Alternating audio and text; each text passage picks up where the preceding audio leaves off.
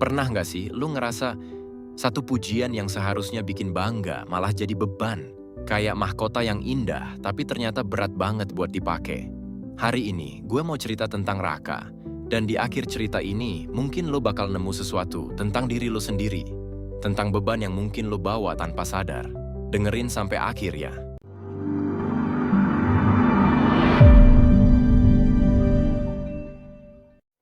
Ini Raka, umur 22 tahun. Dari kecil, dia selalu dikenal sebagai anak pintar. Bukan sekadar pujian biasa, itu jadi identitasnya. IPK nyaris sempurna, masa depan cerah, semua orang yakin dia bakal sukses besar. Tapi yang enggak banyak orang tahu, di balik semua itu, ada ketakutan yang dalam. Takut gagal, takut ketahuan, ternyata dia nggak sepintar yang orang kira. Lalu dunia nyata datang. Kerja di startup teknologi, Jakarta. Dan di situ, semua keyakinannya tentang diri sendiri mulai diuji. Dan retaknya mulai kelihatan. Bukan karena dia nggak mampu loh. Bukan itu. Tapi karena cara dia mikir. Pertama, dia hindarin tantangan. Bukan males, tapi takut. Takut kalau ternyata dia nggak bisa. Gimana kalau mereka tahu gue sebenarnya biasa aja? Kedua, setiap salah dikit aja, rasanya kayak bencana. Bukan cuman oke salah, tapi lebih kayak pengkhianatan. Dia ngerasa khianatin label anak pintar yang udah melekat bertahun-tahun. Jadi dia sembunyiin kesalahan itu, perbaiki sendiri dalam diam, sampai kecapekan. Ketiga, dia perfeksionis yang salah arah. Energinya habis buat ngurusin detail kecil yang nggak penting. Sibuk banget, tapi nggak produktif. Capek, tapi nggak pernah puas. Terus datanglah momen itu. Dia dikasih tugas besar, lead project fitur baru, pakai teknologi yang dia belum ngerti sama sekali. Dan di situ, hatinya tercabik. Di satu sisi, takut banget. Di sisi lain, ego bisik-bisik. Lu anak pinter, lu harus bisa. Dia terima, tapi dalam hati berharap bisa selesain sendiri kayak biasa. Dan ya, semuanya berantakan. Beat pertama, dia stuck.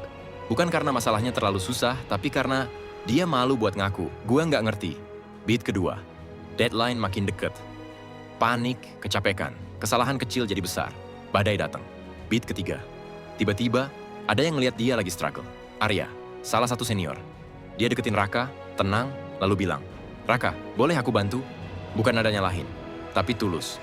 Lalu dia nambah, semua orang pernah lewatin ini kok. Gue di sini bukan buat judge, tapi buat bantuin lo. Kata-kata itu nyentuh sesuatu yang udah lama Raka sembunyiin. Beat keempat, dengan ragu-ragu tapi juga lega, akhirnya Raka mulai buka suara, mulai tanya. Dan untuk pertama kalinya, dia sadar, minta tolong itu bukan tanda lemah. Lalu sampailah di klimaksnya, presentasi penting. Semua mata ngeliat dia. Tiba-tiba, bug kritis muncul, dunia kayak berhenti. Tapi kali ini, beda. Dia nggak panik. Ada ketenangan aneh yang muncul. Dia tarik napas dalam, lalu bilang dengan tenang, mohon maaf, kami mengalami kendala teknis. Izinkan tim saya memperbaikinya. Kami akan kembali dengan solusi dalam 1 jam. Dan yang terjadi setelah itu, justru pelajaran terbesar buat dia. Nggak ada yang judge, malah dia dilihat sebagai leader yang tangguh. Bareng tim, dia beresin masalahnya. Dia nggak jatuh, dia berubah. Raka udah beda sekarang.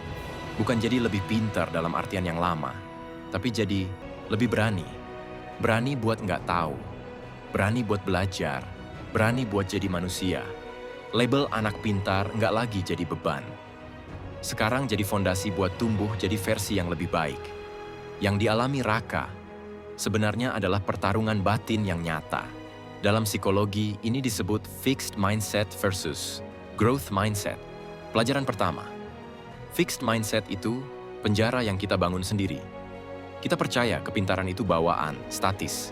Gagal, kan kita nggak cukup baik. Pelajaran kedua, sains udah buktiin, otak kita tuh hidup, tumbuh terus. Setiap kali kita ngadepin tantangan, koneksi baru terbentuk di otak. Namanya neuroplasticity. Kita emang dirancang buat berkembang. Pelajaran ketiga, growth mindset adalah kunci pembuka. Ini keyakinan bahwa kemampuan bisa dikembangin lewat usaha dan pengalaman.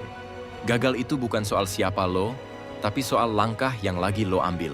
Pelajaran terakhir, yang penting bukan seberapa pintar lo sekarang, Tapi seberapa berani lo buat jadi lebih pintar besok? Jadi, mahkota kepintaran itu, lepas aja. Lo nggak harus bawa beban itu terus. Biarin dia jadi bagian dari perjalanan lo, bukan penjara. Kayak Raka. Waktu lo berani terima bahwa lo belum sempurna, disitulah petualangan sejati mulai. Sekarang, coba tanya ke diri lo sendiri. Bagian mana dari diri lo yang selama ini lo sembunyiin cuman karena takut orang tahu lo belum sempurna? Dan langkah apa yang mau lo ambil hari ini kalau lo tahu kegagalan itu bukan akhir dari cerita lo?